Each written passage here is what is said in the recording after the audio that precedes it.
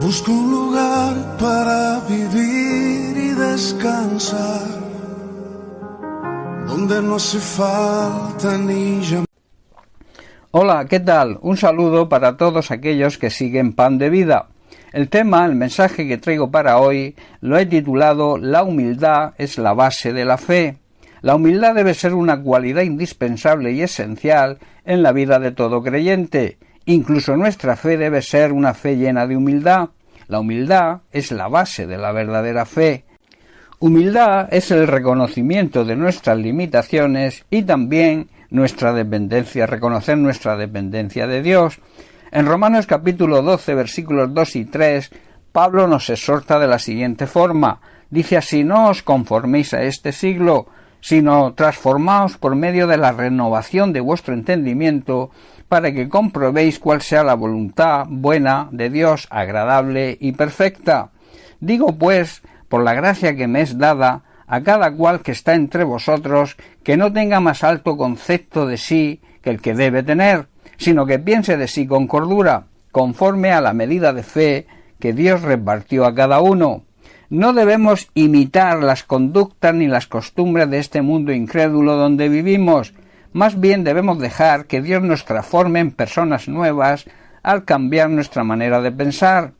Así aprenderemos a conocer la voluntad de Dios para nosotros, la cual sabemos que es buena, agradable y perfecta. Basados en este privilegio, cada uno de nosotros debe saber que ninguno se crea mejor de lo que realmente es. Seamos realistas al evaluarnos a nosotros mismos, haciéndolo según la medida de fe que Dios nos ha dado a cada uno. Se observa la preocupación del apóstol por la iglesia en Roma, porque veía que estaban teniendo más alto concepto sobre ellos mismos que se debe tener. Veía en ellos soberbia y orgullo espiritual. Se consideraban superiores a los demás, presumiendo de sus dones. Esto lamentablemente también ocurre en la iglesia contemporánea. Existe ese orgullo y soberbia espiritual en ciertas personas que se creen también superiores por haber recibido un don. Esto hará la inutilidad de dicho don porque nadie lo va a reconocer. Un don ejercido en fe y en humildad será siempre reconocido por los demás sin necesidad de hacernos publicidad. Pablo en 1 de Corintios nos exhorta en el capítulo 12 de la siguiente manera. Versículo 1 dice: no quiero, hermanos, que ignoréis acerca de los dones espirituales. Versículo 4, ahora bien, hay diversidad de dones, pero el Espíritu es el mismo. Y ya en el versículo 11 nos dice: pero todas estas cosas las hace uno y el mismo Espíritu, repartiendo a cada uno en particular como Él quiere. No debemos, por tanto, malinterpretar sobre la capacidad especial con respecto a los dones espirituales, la cual esa capacidad es el Espíritu Santo quien nos la concede y nos capacita para ejercitar los dones. Hay distintas clases de dones espirituales, pero el mismo Espíritu es la fuente de todos ellos.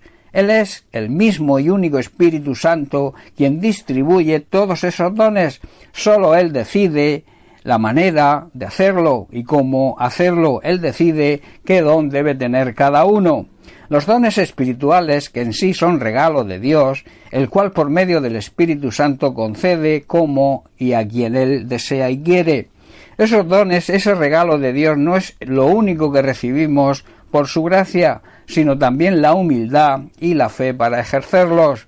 Esto quiere decir que cualquier orgullo y soberbia posible y presumir sobre un don recibido debe ser eliminado de nuestra vida. En Proverbios capítulo 29, versículo 23, Salomón dice lo siguiente: la soberbia del hombre le abate, pero al humilde de espíritu sustenta la honra. El orgullo y la soberbia termina siempre en humillación, está diciendo Salomón, mientras que la humildad nos traerá honra y el respeto de los demás, y Dios nos levantará y nos pondrá en un lugar de privilegio. Esto es una verdad que repercute en nuestras oraciones, porque en Lucas capítulo 18, a partir del versículo 10 y hasta el 14, Jesús lo explica muy bien en la parábola del fariseo y el publicano.